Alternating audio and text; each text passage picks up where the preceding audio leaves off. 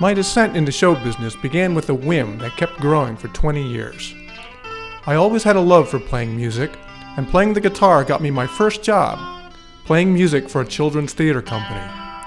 This, in turn, led to a career in juggling.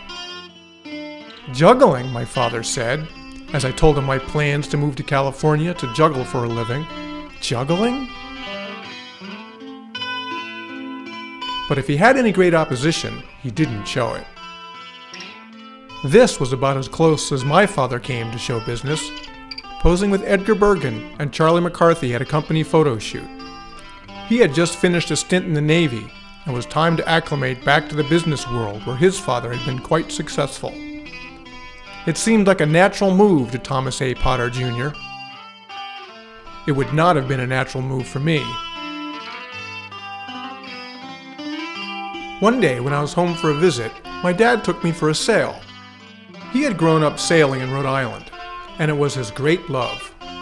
His father had taught him, and together they sailed the waters off of Jamestown, the Dumplings area, and the famed house on the rocks, Clingstone.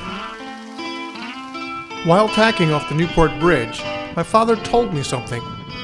"I never liked working for the big corporations," he said. "I always wanted to work in boats."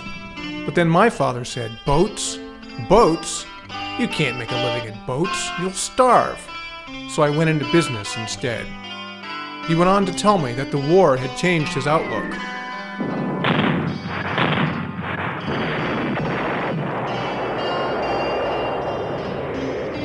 He decided there must be something more important to do than work for the big corporations. So he went back to his dream of designing boats, and eventually he was quite successful. When I left home to become a juggler, I thought my father, the businessman, had nothing to offer me.